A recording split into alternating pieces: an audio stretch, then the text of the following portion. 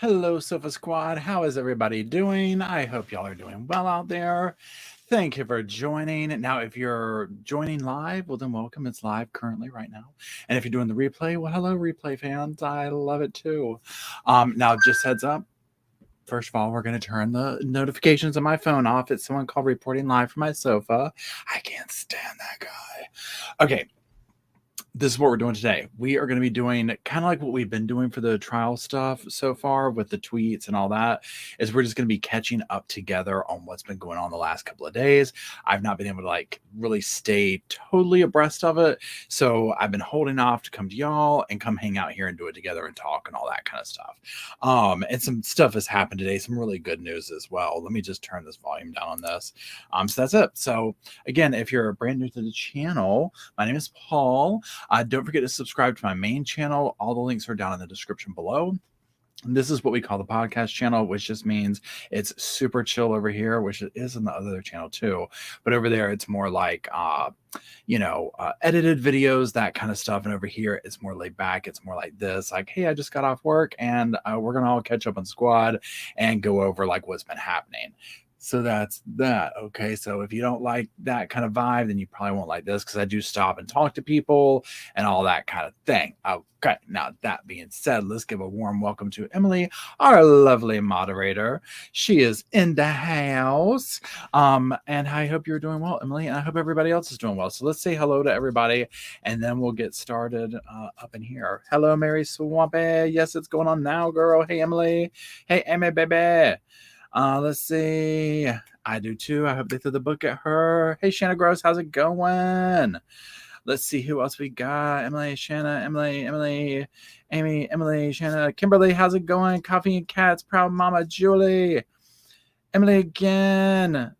Let's see. Starkier Rottweilers. I hope I said that right. Hey, old soul. Twisted Taurus, I like that name. Heather Feather, what's up, girl? I'm Mass Truth. Hey. All right, I'm glad to see everybody. I hope everybody's been doing well. Oh, and Lord mercy, y'all, we've forgotten the most important here. Little Roscoe, he's come to say hello. Say hey. Is that what you wanted? You wanted to come say hey? See, well, I can't believe you forgot to introduce me. I mean, I'm a little bit where my feelings are hurt, but I'll be fine. It's okay. Yes, it is, little baby boy. Now, and also, you drop a 1 in the comment section. I'm guessing y'all can hear me because you're not saying anything that you can't. But drop a 1 if you can hear me. The volume's okay. Like, it's a go. It's a vibe. Because I've been using the fancy microphone, which is literally set in storage for like 2 years because it would keep disconnecting. And so I finally just put it away because I was like, you know what? Money can't buy you quality. And this is a Blue Yeti or something like that. It's me and the computer, but I finally busted it back out and it's been working fine. Now we're going to do something tonight, because I think where I go wrong is when I try and play back video and it does the echoey thing. So y'all might have to work with me a little bit, but we'll get to that. We might not even get to that part. We'll see. And thank you for all the ones. Everything's cool. So yeah. So let me go find the first screen. So what we're going to do is this. We're going to mostly focus on East Idaho news, and how we're going to do that is we're just going to go to their articles. And again, for people who are just joining, this is kind of just the vibe over here. It's relaxed. I'm not at the trial. And so what I'm doing is catching up, just kind of like y'all are. Essentially, we're reading the proverbial paper together is what we're doing. And I'm just going to talk about it with y'all and make commentary along the way, right? I've mostly been paying attention when I can to, and we're not going to go off on a tangent on it because we could, but to the, hey, Denise, Letitia Stout trial, because it's in progress right now, and I've been kind of just catching up this way with Lori's stuff. Opening statements are Monday for Lori. Y'all, when I tell you, I might lose sleep over it. I am dying to hear what the defense is going to say. I kind of already know, you know what I'm saying? I shouldn't say I kind of already know. I'm coming up with my own theories. Let's, say over there on the sofa over there. Okay, so all that being said, I'm going to share the screen with y'all. I think there was court for Letitia. And what I'm going to do is this. I'm going to be making a video, and this is what I actually recorded today, with some commentary on the phone calls between her and Al. Y'all, oh my God. And it's like an hour long, and that's not even skimming the entire surface of the phone calls, right? I mean, you literally have to take blood pressure medicine to listen to it. It's that obscene, but it'll be out Sunday morning. So if Sunday morning coffee. And that's right, no court for Letitia on Thursdays. It's our get your blood pressure centered day for that. And she sits there in the corner. Oh my God. I can't, y'all. Okay, let me just share this because I'm going to get my blood pressure going. Okay, hold on. Please hold. Please hold. Please hold. Roscoe says, please hold. Okay, where is Daybell Case Archives? Share. Now let me come back here and make sure y'all we're all looking at the same thing. Yeah, we are. Okay, let me go back over here. Okay, where are we at? Well, bam. Okay. First things first, it almost goes without saying. If you're new to this case or whatever, and you're not following East Idaho news on all platforms, Nate Eaton, go do it right now. Okay. This is your hookup right here. Okay. He's been chasing this monster across pretty much, we'll say the globe, the globe. Since this happened, demanding to know where the children are. He disrupted their little honeymoon, or whatever you want to call it, in Hawaii. And he has followed from the very beginning, Nate Eaton. So make sure to follow him. So that's where we're going to stick with today, kind of a thing. Then we are going to go read some tweets and whatnot, because one thing that I've been enjoying doing is going, and this speaks for multiple people, but also for Gigi over at Pretty Lies and Alibis, because one thing that I like about her tweets that she does, and please hold, let me get this up, is she'll be talking about like what Lori's looking like, or not in a negative way, but just like Lori's really paying attention to blank juror, and or Lori's doing this while this juror's saying that. And those are the textures that I'm looking for, since we have to see this through the eyes of someone else. Now, granted, yes, I like these like stating, and she does state the facts too, right? Just like, boom, this is happening, boom, this is happening, boom, this is happening. But she adds that other texture that I'm looking for that kind of puts me in the courtroom, if you are. So that being said, we're going to look at some of her tweets. And that's it. Okay. Please on.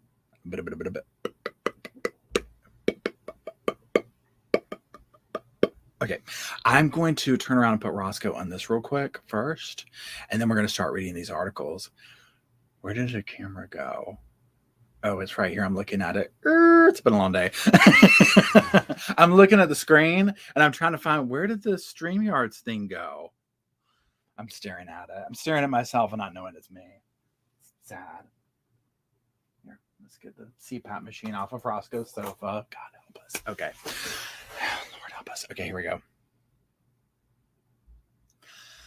Okay, so I'm going back to that screen now. Okay, so Daybell trial complete coverage. Again, this is eastidahonews.com.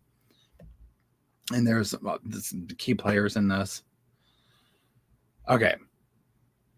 So jury selection and Lori Vallow, Daybell case enters day 4. We'll look at that one in a second, because the biggest news is this one right here. Judge issues, ruling on whether the Woodcocks and other family members can attend trial. We're just going to read through this. Now, if you've been following this today or the case at all, this has been all over the place today, right? So here we go. They had done this thing of defining who is technically a victim, all this kind of stuff. So here we go. Boise, and this is by Nate Eaton for the East Idaho News. Boise, Kay Woodcock, Summer Shiflett, and Colby Ryan will be able to attend the murder trial of Lori Vallow Daybell, while other witnesses are testifying, but Larry Woodcock cannot, according to a ruling issued Thursday morning by District Judge Stephen Boyce. Now, we don't count on that 100% because other stuff has come through since then. But we're just reading what the article says. This is from 10 o'clock this morning. The Woodcocks, Shiflett, and Ryan are listed as witnesses in the case, and Idaho law prohibits witnesses from observing other testimony during trials, but legally defined victims who are immediate family members are exempt and can be permitted to listen to other witnesses. Ryan, Daybell's son, is Gigi and Tally's brother, so Boyce said he can attend the trial as their representative. Shiflett, I almost said something else. Daybell's sister is allowed into the trial as Tylee's representative because her adoptive father, Charles Vallow, is dead and her mother is the defendant. I'm going to keep my mouth shut in that part right there. I'm keeping my mouth shut. Sarah B spoke it for me, girl. Amen. Hey, AJ. I mean, yeah, I'm not sure about that. Again, I don't know these people, any of them, right? So, I mean, obviously we've talked to, Kresha and Larry and Kay online and things of that nature. But when you get into the things of like, Summer, I keep wanting to call her something else by accident. I'm going to quit saying the name. Again, I don't know these people personally, so I'll just leave it at that. All righty, let's go back over here. Okay, so, okay. JJ was born to Kay Woodcock's son, but the Woodcocks legally took care of him for nearly a year before Lori and Charles, Kay's brother, adopted him. Kay Woodcock is JJ's paternal grandmother and aunt. Idaho law defines immediate family members as parent, mother-in-law, father-in-law, husband, wife, sister, brother, brother-in-law, sister-in-law, son-in-law, daughter-in-law, or son or daughter, according to Boyce's ruling. Now it goes on to quote this right here. In Idaho, Kay Woodcock does not meet the legal definition of immediate family member of any of the victims, but Charles Vallow does, Boyce wrote. The record reflects that Charles Vallow is deceased. Kay Woodcock is the biological sister to Charles Vallow. Accordingly, the court has authority to designate a representative from the immediate family to exercise these rights on behalf of a deceased, incapacitated, or minor victim when a member of the immediate family is unable. There's my water. To fulfill that role. The court finds it wholly appropriate to designate Kay Woodcock the representative for victim Joshua Jackson Vallow in Charles Vallow's stead. Okay, so awesome, great, wonderful. And hold on one second. Let's just keep going. Boyce noted that Larry Woodcock does not meet the legal definition of immediate family member in relation to any of the victims and cannot witness any witness testimony prior to him taking the stand. He may, however, observe all proceedings where testimony is not being offered, and upon completion of his testimony, he would be permitted to observe the remainder of the trial. Boyce wrote, the state has the means to order its testifying witnesses however it sees fit. Should the state wish to call Larry Woodcock early in its case in chief, that is entirely the prerogative of the state. So let's pause there for 1 second. Now, a lot of us had a lot of feelings about this specifically, right? Because when this came out and they started trying to define that, and just again hearing the way that they spoke of it, so oh, well, she's not the this and he's not the that, and blah, blah, blah, blah, blah, and we've gotten to know this family on many different levels and platforms through the years. I mean, this is years at this point, right? And so we've gotten to know them, and it's just, it's heartbreaking when it was right on the edge. I mean, they just came out with this today, right? It's like jury selection, right? So many of us were like, oh my God, are you kidding me? This is heartbreaking. They came this far. We wouldn't be here without them, you know what I'm saying? And so, it was so frustrating. So to get that today was like, oh, thank God. Now, here's my thing. I pray, okay, that the state calls him soon, because that's just, I can't imagine when I think of the anxiety and all the stuff that their hearts have been through in these last few years. I cannot imagine. My hat's off to them. The road they have walked. I mean, my gosh. But they'd get up to this point and it'd be like, oh, you can't go in there. I mean, my God, they'd send me over the edge. Okay, let's keep going. It just goes into talking about how this was brought up for attendance last week, so on and so forth. Let me skip down here. I'm just going to try and get the pertinence part. Jury selection. Okay, so there's that. So let's move on back to the other thing. Let's stop sharing for a second, and then let's go over here to the next little thing we're going to do.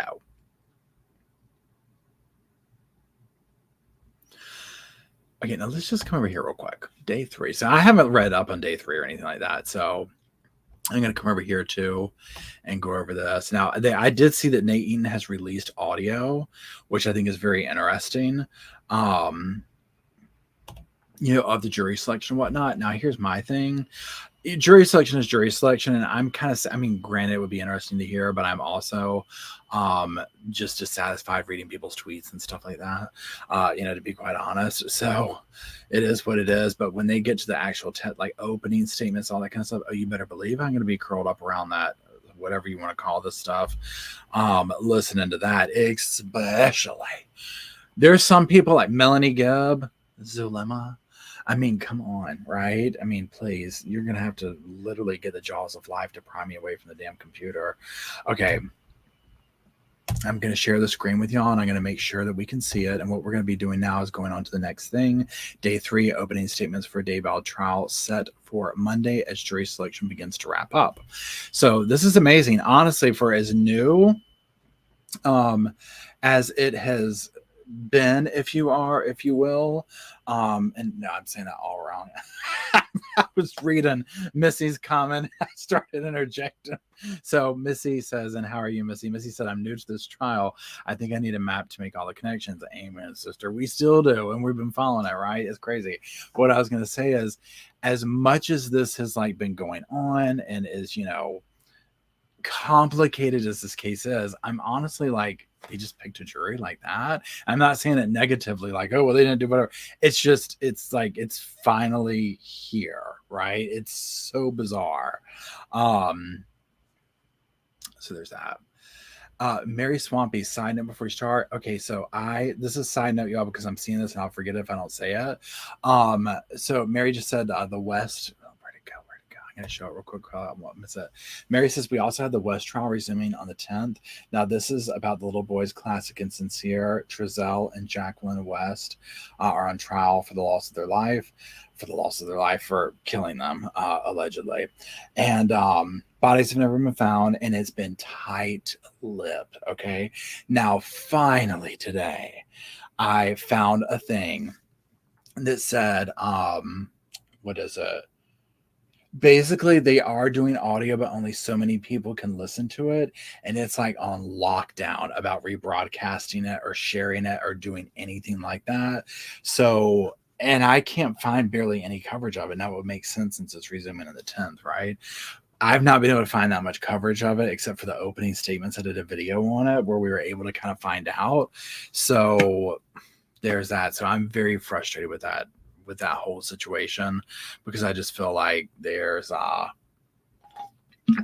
way more going on that's not being brought to the surface. Okay, so there's that. Let's go back over here and let's stay on track. Okay, so opening statements for Daybell trial set for Monday as jury selection begins to wrap up. And we see the little picture that the person's drawing of Lori. Okay, so let's just read through this. Opening statements will begin Monday as the jury selection is expected to wrap up this week. 12 jurors will ultimately be picked along with 6 alternates. 3 groups of 15 men and women were questioned by District Judge Stephen Boyce, prosecutors, and Daybell's defense attorneys. Wednesday, and at the end of the day, 39 potential jurors remained in the pool. The court needs 42 jurors before the defense and prosecution will begin preemptory challenges until 18 remain. The defense and prosecution each get to eliminate 12 people in the pool. I mean, can you imagine ending up on this jury, right? I mean, can you imagine? That would be crazy. Jury selection is scheduled to continue at 1:30 p.m. on Thursday. Boyce has scheduled, which is today. Boyce has scheduled, wait, hold on, is it, what day is it? Yeah, it's Thursday. Okay, sorry. Boyce has scheduled opening arguments to begin at the Ada County Courthouse Monday at 8:30. And then it goes into talking about what she's being charged for, which is conspiracy, murder, grand theft in connection to the deaths of her children, 7-year-old Joshua, JJ Vallow, and Tally Ryan, who was last seen a few days before her 17th birthday. I thought I turned that down. Hold on. Now what we're going to do is start reading into the things. And how do I turn this? Oh, I turned the ringer off and not the notifications. There we go. All righty. So this is from yesterday. Court is adjourned. We're just going to kind of go down through here. Finally, 2 potential jurors in this group were let out to media exposure. Part 3 of the audio from that. So here's the audio. If you want to go back and listen to the whole thing, you can find it via East Idaho News, their YouTube channel on here. You can go back and listen to all of the the audio from jury selection. It's taken them a little bit to get it all up there, but it's there. All right, potential juror was released to go due to media exposure. There's 2 left. There are 3 remaining potential jurors in this group. Okay, so they're getting close to the 42 on this, and there's part 2, then there's this. 7 hours long. My gosh, that's crazy. That's how long the first thing is. Let's see. They've finished by not question potential jurors about their ability to be fair and impartial. Boyce asked potential jurors if they have any hardships by serving on the jury. One woman says she'll lose her job if she has to be away for 8 weeks. Boyce allows her to be excused. New group of jurors called in. Man says that his wife is this one's good. Man says that his wife is a true crime junkie and has been telling him all about the case. How many jurors have been called thus far? Giving him updates on the case. She knows more than the courtroom. She knows more than the damn courtroom. That's reporting live from the sofa right there. He's got a reporting live from the sofa living with him right there. I can tell you that much. Boys ask if that will be a problem. Boys ask if that will be a problem if he's picked for the jury. Man responds, if I'm allowed to go home, yes. Everyone appears to laugh, including Lori. Man is excused. I mean, but how often does that happen? Right? I mean, for real. I mean, I can only imagine he's like, I've had to suffer through. I know more about Lori damn Daybell, Chad Daybell. You know, he's like, he was begging to be sequestered. Okay. He was like, if I can be sequestered, I've got my bags packed right now. I'll start sleeping outside the courtroom. Like until this is over with, I am done. Right. Okay. So there's that. Let's keep going here. Okay. Sketches in a prosecutor's Rob Wood, Lindsay Blake, and Rachel Smith. Second sketch shows defense attorney John Thomas. She's like, hello. Hello, John. Okay, we have 39 jurors. Potential juror dismissed for cause, said he forgot about the case, but then said he remembered it and wrote about a dead spouse, missing kids on his questionnaire. A new sketch from the courtroom artist of Lori Daybell wiping her tears or cleaning her glasses. This happened as the prosecution mentioned to potential jurors that they will see autopsy photos of the children during the trial. Don't cry now, Lori. Don't cry now. After all that, no. I don't buy that for 1 second. Individual voir dire. Did I say it right this time? I might be catching up. By the end of the trial, I'll get it. Is underway with the remaining potential jurors in the group being asked about media exposure. A few jurors don't need any further questioning about media exposure, so Boyce passes them through to the final pool. 39 potentials. Thomas concludes his questionnaire. Thomas tells a potential juror that she can be excused because of her age. She responds that she's happy to serve. Thomas asks if it will be a hardship for her to be there. She says it will not. I would have been right behind her, been like, can I get the same excuse, please? Because I would be like, look, I'll be falling asleep up in here. And I'm not trying to be rude to anybody, but it's just me, especially after lunch. I don't want to be the one who gets put out there talking about he's snoring. It's just, I wouldn't be able to sit up there like that. I mean, and I just, I would have to be honest with him.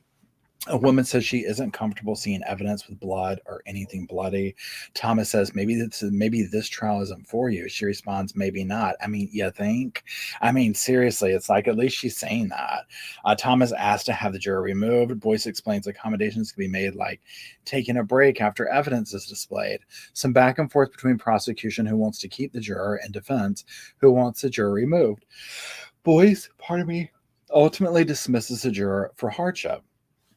Okay, now I'm just kind of going through finding the most interesting ones here. Pardon me. A note about a moment from this morning. During lunch break, our court sketch artist told me that when prosecutors brought up to potential jurors that they will see autopsy photos of children, Lori dabbed her eyes or wiped her glasses. Unclear if she was crying or simply cleaning her glasses.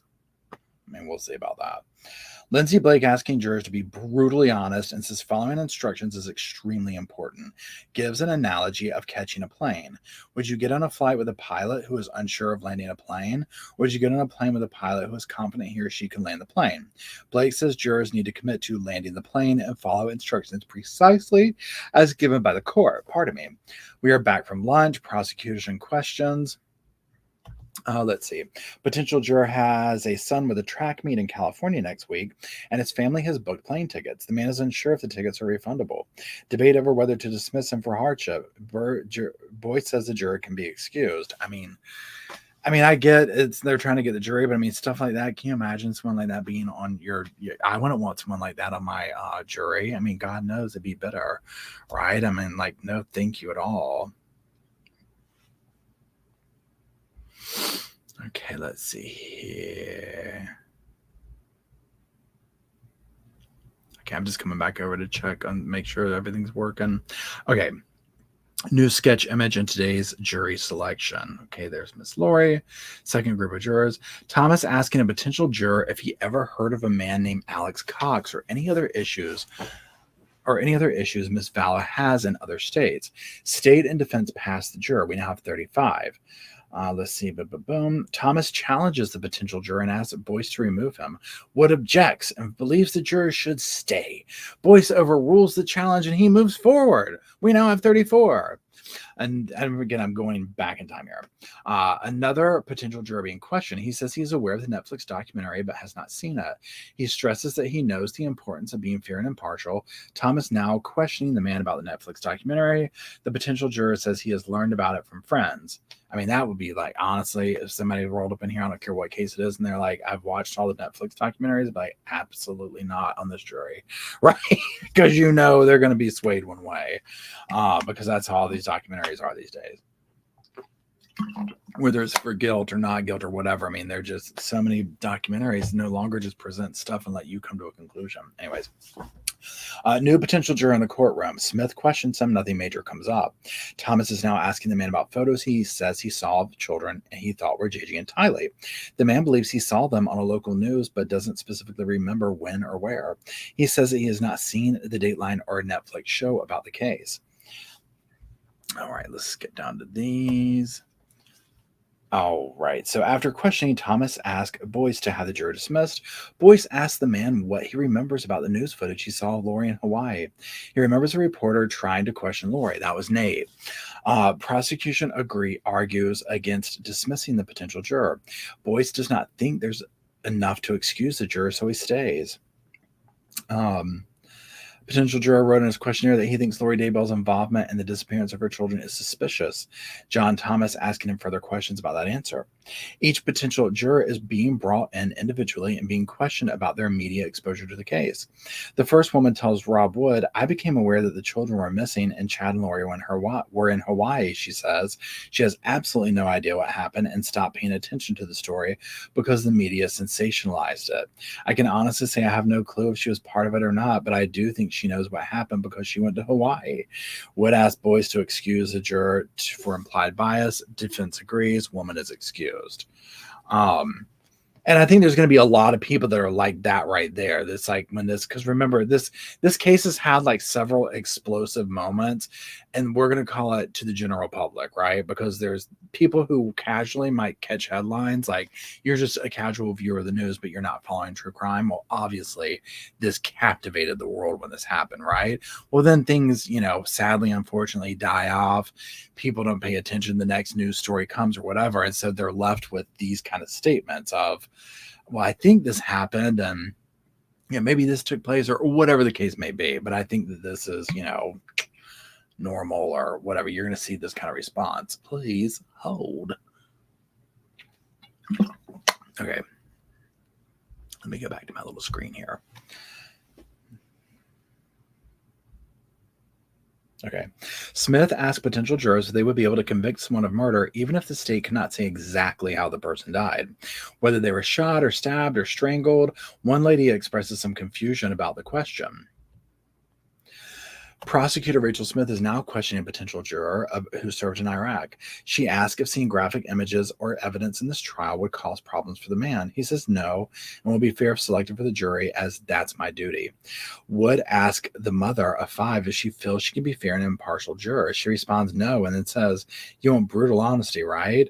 Wood responds yes, and motions to have the potential juror dismissed. Defense does not oppose, and Boyce excuses the juror.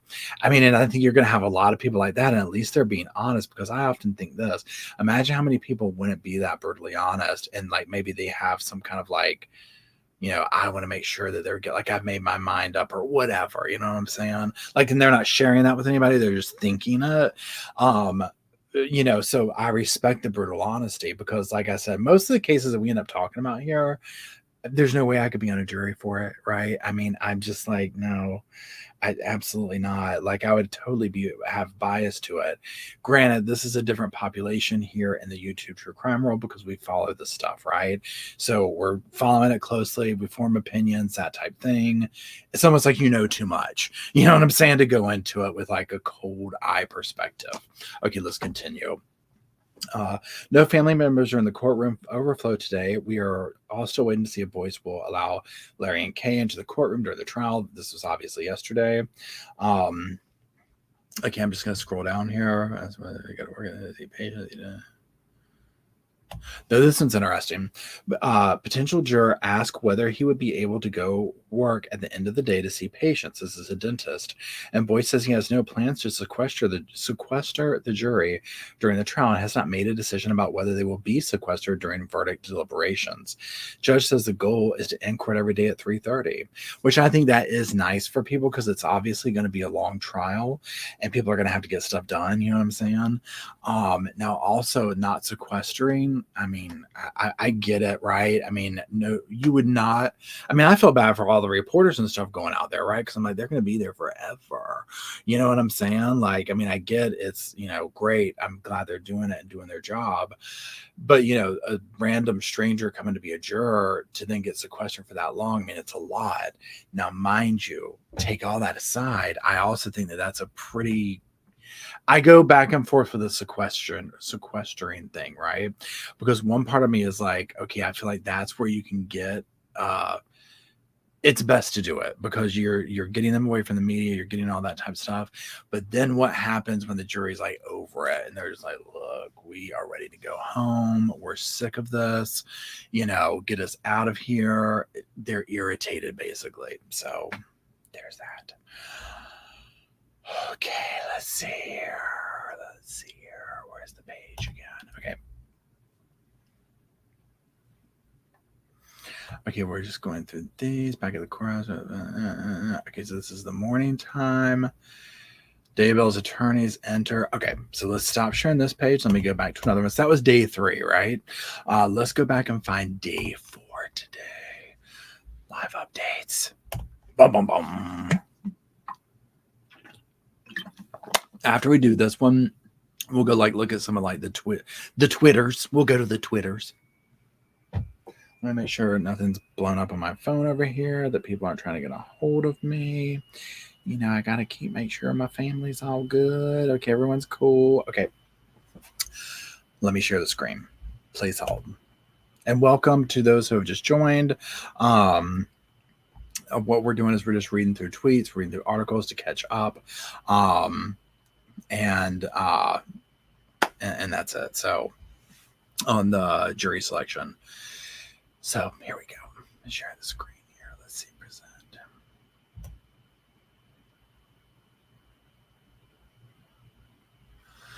If I can find the button, God help me.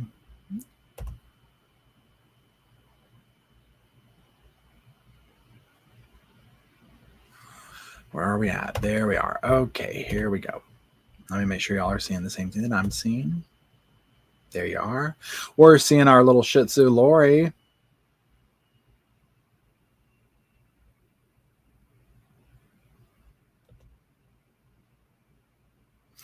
Okay, so day 4, jury selection. There she is. Now that's not today, but that's just a picture of her. She just left the groomers. Okay. 5:16 p.m., so not that long ago. Juror number 43 has been selected. So Nate's headed out of the court right now. He'll give you a final update tonight. Now that's going to be at 9:30. So my time is 7:30 p.m. Mountain Time. My time it's like 9:30. Which is why I wanted to come in here first. He's also doing the thing with Keith Morrison tonight, so that'll be good. Okay, anyways, I'm just going to read through the ones that kind of stick out to me. Another potential judge has a question. Prosecutor has a okay, so another potential juror was called in. Judge had no questions, but the prosecution asking the man about his Google News feed. He says he doesn't pay attention to it and rarely gets on Facebook. He's asked about his study of religion and theology. Woman says Daybell is innocent until proven guilty, and she will not make Daybell prove her innocence. Woman advances into the jury pool. We need one more to hit 42.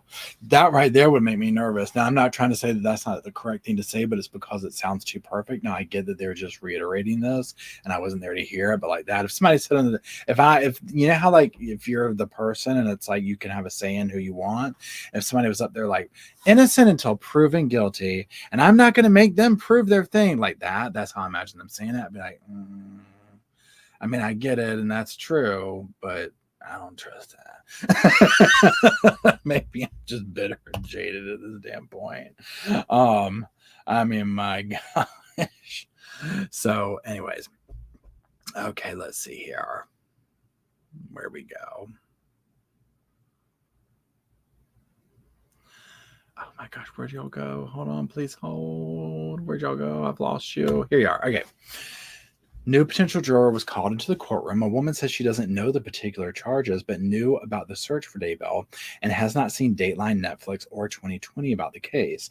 She said she did hear some information about the case while watching the news on TV one night, but eliminated the news media in 2020 and has not followed the story. Well, that's probably a good decision. I mean, let's be honest, a lot of the media is just not that great. So that's reasonable, right? And to me, if I was listening to jurors and they were saying they hadn't seen any of that kind of stuff, like the Dateline, the Netflix, the 2020, all that kind of stuff, because again, they usually always have some kind of like slant or bias to them, anyways, there's that. Sketch of Lori Daybell from jury selection today. At least she's wearing her hair down. Not that it matters, but again, it's just, I don't know. I mean, see, like, look at that compared to this, So they're posting the audio there again. If you're just joining, you can find that on East Idaho News if you want to listen to the whole audio from jury selection. State passes the juror. Defense now questioning a man and ask what he remembers about the case. The man responds, I know children were missing and they're searching for them for some time. They were found at some point, but I don't remember exactly where. And then she was accused of their demise. I don't know a ton, but I do know some stuff. First man says he knew Daybell was charged with murder of 2 children, but says he didn't really know anything more than that. He has not watched Dateline, Netflix, or 2020 shows about the case. The prosecutor asked the man where he heard about the case, and he says general news, and he typically doesn't watch the news. He is asked if he has a typical channel he watches, and he says he doesn't watch TV. He looks at Google News, but has no social media accounts. That was the dude before we were just talking about, remember, kind of reading them down. This dude sounded good to me. Someone who's like, I'm not really staying on the news like that. I read my Google feed, but I'm just not all up in it like that, right? That to me is sounding like I like the vibe of this, right? I like that energy as opposed to, I'm all up in all the latest true crime stuff or whatever. Okay, so let's go down to the next. It seems that the paragraphy ones here, updates, are the good ones. So we're going to kind of stick to those for this moment in the live chat. A potential juror who served as an intern in the coroner's office is now being questioned by Thomas for what she did as an intern. She says she helped with autopsies. He asked her to describe what she did. She said she didn't want to get too graphic. Thomas responded, get as graphic as you can. I need to know what you did. Boyce then says that they can take that up in the individual voir dire. John Thomas challenges juror for causes hardship. She cares for her grandson, and that goes away. Let's see. Okay, that one's not major. Part 2. Smith says one of the witnesses in the case is Doug Hart, a former coordinator for the FBI in Idaho. Hart is now the Canyon County Sheriff's Office Chief Deputy. That's a mouthful. She asked the potential juror who was in law enforcement if he knows Hart, and man says he does not.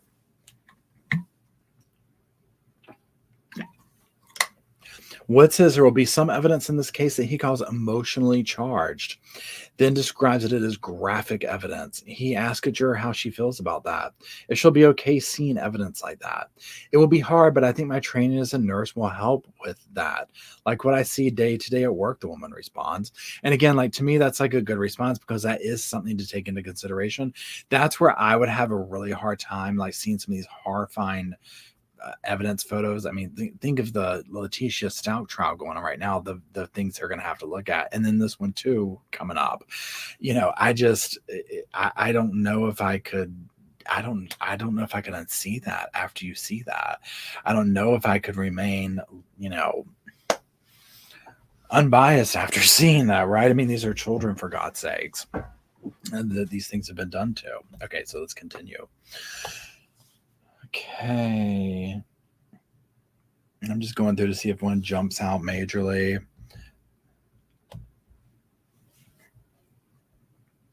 Okay, we're still just kind of going through the little updates there. Okay, so nothing too major, nothing too major. Okay, so let's stop sharing that for a moment. Now, before we go on over to the Twitters, I'm just going to jump back over here. Hello, everybody, whoever's just joining. Thank you for coming. I do appreciate it. Now, what we've been doing is just going over some articles, some updates about what was going on in court today. Now, I have not been there. That's why I'm reading Nate Eaton stuff. And what we're going to do now is jump over to Twitter and just read some tweets and whatnot from people who were there and just catch the vibe that way. And so let's go ahead and do that. Let me pull the first thing up over here. Pretty please. Bye, Monique. Hey, Mel. How's it going? Hey, Marie. Hey, Marie. Hey, Irene, how's it going? Hey, Sarah.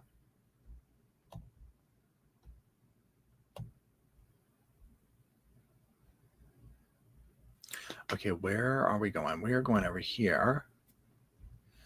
Okay, here we are. Let's go over to share. I mean, I'm just having a hard time finding buttons today now, y'all. I mean, come on now. Okay, present. Share screen.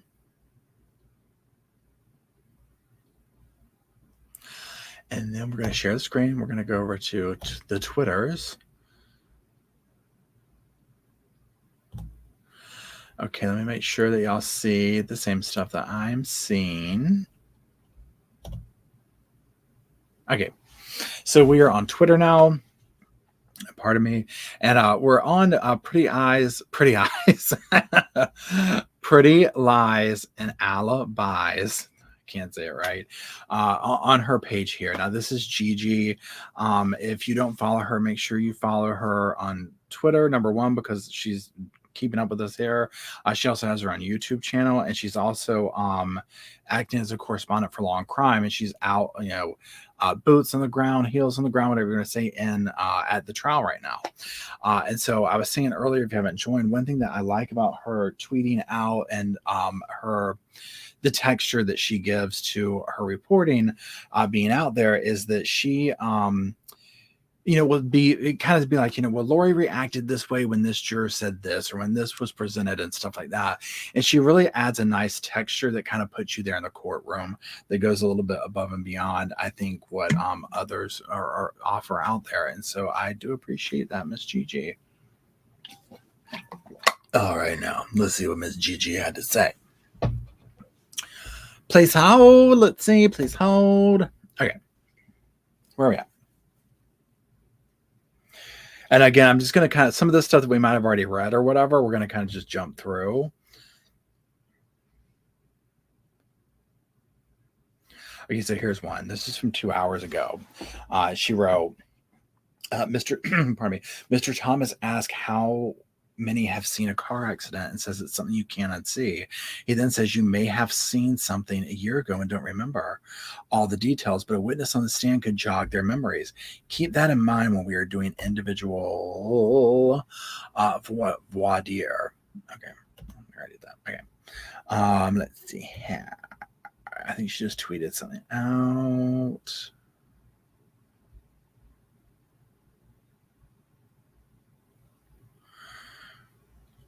Okay, Okay, here we go. They're bringing another juror in, but the state defense agrees. Okay, this person, she knows a lot of kids found on the property. She saw headlines as the trial got closed. The state says, you know a lot and it's coming back, right? The juror says yes, but she's not researching anything. I mean, that makes me nervous. Now, granted, they've gotten the jury, right? So this is kind of old news at this point, but it's just interesting to see what they had to say. Then there's where their children, they're excusing for bias. She knew her husband was killed by the brother. She did have a Dateline episode on in the background soon after it hit the news. The state asked what she remembers, and she said missing kids, a brother, an ex-husband, Hawaii. I mean, these are the, yes. These are the main talking points here, right? For sure. The defense wants this juror excused for bias with a doomsday cult comment. Okay, interesting. The state says there is no bias to strike him for cause. Defense says doomsday cult presumes guilt. Judge asks if he can put it all aside, and he says yes, he can proceed. I mean, and I get that part, right? It's like, if you're calling them doomsday cult, and the courtroom, it's off to a bad start, right? This isn't a good foot to start on, right? This is what you know them as. But it is what it is. Okay. Let's see here. The juror used to work with a potential juror 16 years ago, and he recognized another. Juror one of them was in the room today, and they said hello before they came in the room. The defense asked about his response about doomsday cult. You also said third marriage, I think. What makes you say that? The juror said, I remember 2 to 3 years ago, the kids weren't fathered by the guy she was on vacation with. He says if anything jogs his memory, he can put that aside and would come in with a clean slate. He says he can give her a fair trial. The state says you put in your questionnaire that she had someone kill her kids while she was on vacation, and you put doomsday cult, and he said he doesn't know where he heard of it, maybe the news. Yeah. Okay, so that was a new juror. Mr. Thomas said they feel the juror don't remember things, but a witness comes up to charge memory. He vaguely remembers. This is the whole story is depressing and sad. So what do you do? The juror says it's a murder trial with kids, and it's disturbing and sad. That's all I know. He says it's depressing. He is on Facebook and follows CBS in their app. Okay, let's see. This is just talking about another juror. He is on Facebook and follows CBS in their app. He has seen stories on this case, but he swipes past them. She asked if the headlines bother him, and he said the whole thing bothers him. The state says, what does he mean? He said he may remember a name if he was told. The state says, if you hear a name you remember suddenly, can you put that aside? He says, yeah. The state asked what his source of news is, and he says he doesn't remember, and it was probably years ago that he saw it. He remembers Lori and her kids involved in the name of Chad. I mean, wow. Okay, both sides can... This is a single mom. She's worried about being sequestered. I would be too. But he does say deliberations could go long, and the woman says she has family who can help. Lori is listening to this witness closely. The defense says she's a high school teacher, and they ask if there's another teacher to back her up, and she said yes. She's new, but this is late in the year. She should be okay. So interesting that Lori's listening very closely to her. And that's one thing I'm like, is Lori engaged in her own trial? She remembers hearing her kids were missing for a period of time. She didn't arrest her right away, but in Hawaii. Okay, let's see. This juror only knows Lori was caught in Hawaii, and that's it. She heard there was a documentary, but hasn't watched it. The state is up and asked what source about Hawaii it was. She doesn't know. Maybe an article on Facebook or an email. Okay, let's see here. The state says that in doing that, neither side can get in your head. Okay, yes. We have 42. Woohoo! But that's not a definite. Judge Boyce says, does this raise to the level of a hardship? And he said, with no prior knowledge of the case, that's rare. He will pass her through. Defense asks between times. Lori looks like she's writing on her legal pad. I'd give good damn money to see what she's writing on there, even scribbling. You know what I'm saying? Okay, let's see. The grandson, the state really wants this woman, I think. Okay, this is the juror has a hardship with picking up her grandson. The state really wants this woman, I think.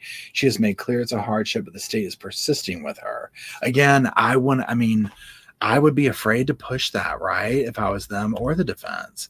Because what would happen if what would happen? Like, I just wouldn't want that, right?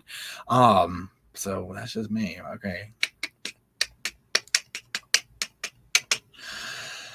Alrighty, let's keep going, y'all. Where do we go? We're sharing over here. Rob Wood is up for the state. He asked the "What does brutal honesty mean?" question. All jurors have been asked at the beginning of voir dire. He always says he needs them to be brutally honest at this point in their answers. Okay, let's see. The car accident thing. He asked what she takes. Okay, I'm just trying to see which of these jump out. The coroner girl, yes, we got that.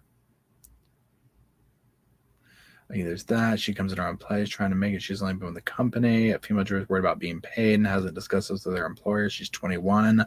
Okay, listen to this. Okay, this is interesting. A female juror is worried about being paid and hasn't discussed this with her employer. She is 21. Lori is really watching her. Okay, so immediately I was thinking, imagine if the girl was looked like Lori, like a younger version. Like, interesting that Lori's really watching her, right? What if the girl resembled Tylee? You know what I'm saying? Like, I would love to know what that juror looked like, because I think it's interesting that it was enough to where Gigi made note of that Lori's really watching her. See, this is what I'm talking about, that Gigi will put in her tweets here. She'll kind of serve you the tea you're looking for. You know what I'm saying? Okay.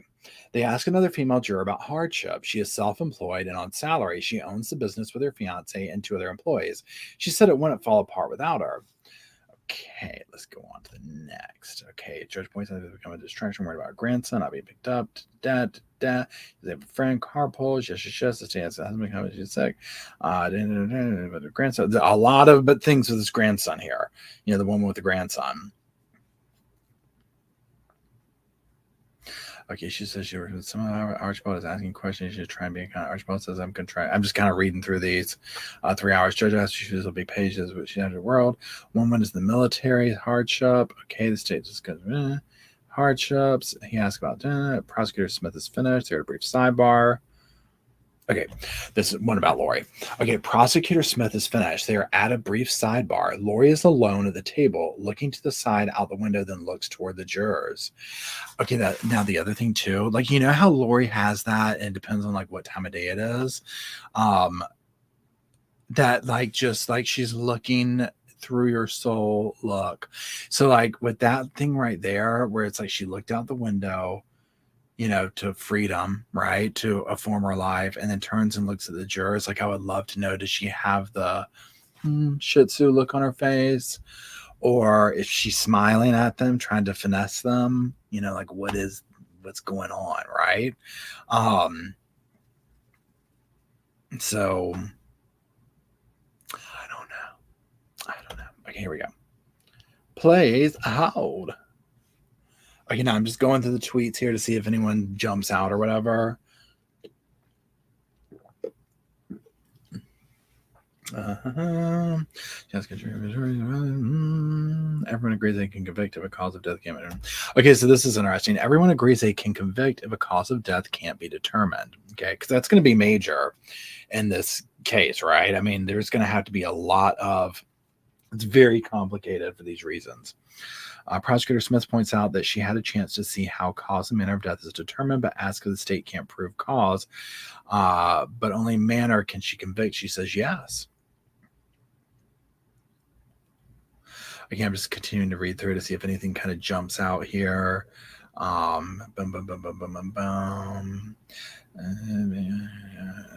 Melcher questions. Okay, she reminds me. Prosecutors, law enforcement. He has the jury. Living. He asks the photos for ability. Now we see the case. Rob West has a lot of information out there about the case. Pardon me. Let's see. Sidebars over. One juror excused. Lori is watching the jurors answer group questions and occasionally chatting with John Thomas. Looks like Lori is peeking at what Mr. Archibald has in his notepad while he is at the sidebar. She's probably over there like, you know, what's he saying? I mean, my gosh. Okay. Jurors also they have not formed an opinion of Lori's guilt or innocence. Okay. The judge will talk to this man individually. Okay. Judge asks about time commitment. Judge asks, when man lost his son a few years ago. Fact forward to speak the truth. The juror in question. There's a juror. Okay, the clerk is Hi, George coming in now. The feed is up. Okay, so we're getting ready to end it here. And the feed is up. Lori is writing in her notepad. She is wearing the same black blazer and is wearing reading glasses. Defense attorney Archibald is watching what she is writing, and they're occasionally talking. Okay. And then we're getting into the stuff from earlier about, Lay and Carrie, Kay and Larry being able to be in the courtroom and whatnot. Oh, and then that face. My gosh. I guess that's it for there. So let me come back over here to y'all. Let's see what's going on over here. Everybody here. Thank you, Irene, for the sticker. I appreciate it.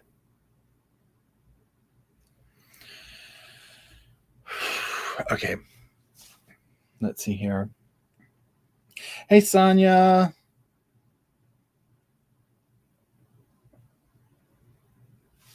Hey, T-Rex. What's going on? So yes, for those that just joined, we're just kind of reading through some articles and tweets and whatnot about what was going on in the courtroom and the little updates went on with jury selection. So, excuse me, they've got the amount of jurors that they need. They're going to continue going. Opening, statements are Monday. Y'all, I'm talking get your damn popcorn, okay? Now, again, make sure you're following East Idaho News because they're going to be posting up the audio from it. I'm not so concerned with the audio,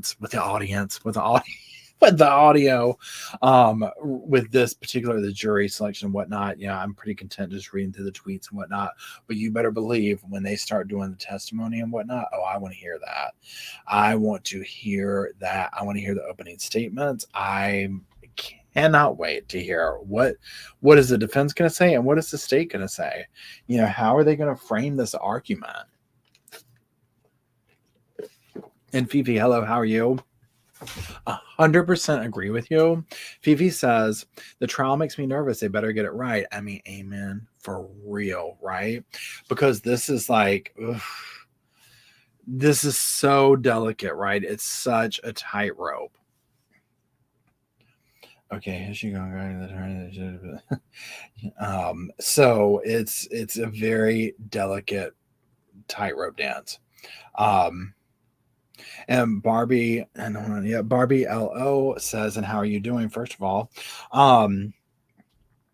where'd he go? I live here in Ada County, she writes, and you would be surprised how many people don't know about this case. Surprised me. And I do find that interesting, right? That especially like this, because everyone out here is just like, my gosh. In my mind, I feel like everywhere you go in that county, no matter what grocery store, gas station, everyone's talking about it. It's just everything, right? So it's interesting, and it's good to know that it's not to that degree, because obviously we want to I's dotted, T's crossed for the trial. And Mel, I agree with you. Mel writes, jury selection doesn't especially captivate my attention, but I can hardly wait for the trial itself to begin. And I'm pretty much the same way. I think like getting the general gist of what they're asking during jury selection is very interesting, just to kind of see the framework and kind of like the attitudes and whatnot. But again, because we're not seeing it really, and it's like a couple of days later that we're getting the audio from it, it's not really the same, right? Nonetheless, I'm right there with you, girl. I cannot wait to those openings. Hell, I can't wait to hear it. I'll say it 100 times. I can't wait to hear Melanie Gibb get up there. And I guess because that's one thing that I formed so many opinions about so many of the players in this game. And especially when we saw those interviews done, I did breakdowns of them a while ago with, where is it? Oh, AJ, you sent me a I'm sorry. I didn't see it when I was on the other screen. Let me see if it's up here. Oh, wait, there you are.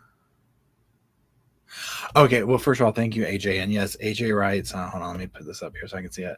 Thanks, Ma. I hope you play audio highlights too. I plan it. So this is what my plan. This is what I'm going to try and do.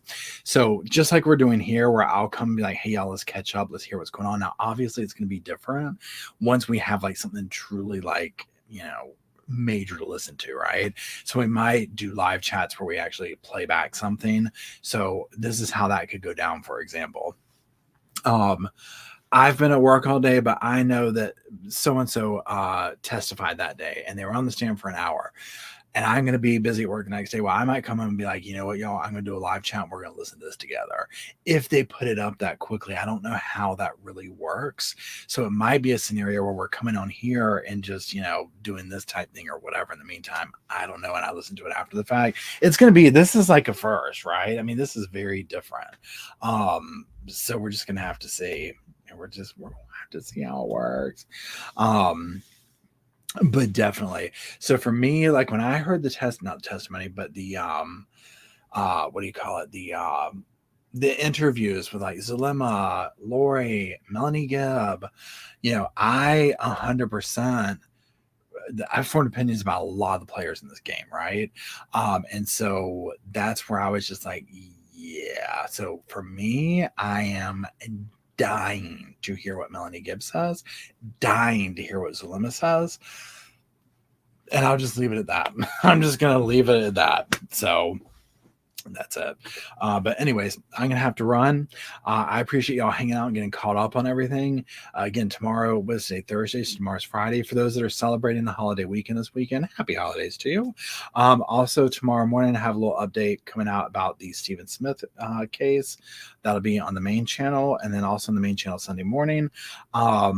Will be my discussion or breakdown highlights of the Letitia Stout phone calls between her and Al. So be on the lookout for that. I do appreciate everybody hanging out. Thank you for the super chats. Thank you, Emily, for holding the sofa down and keeping the cushions fluffed and everything in order here. I do appreciate it. And Roscoe, thanks you all too. So anyways, I love you, Sofa Squad. I'll talk to you soon, and y'all sleep tight.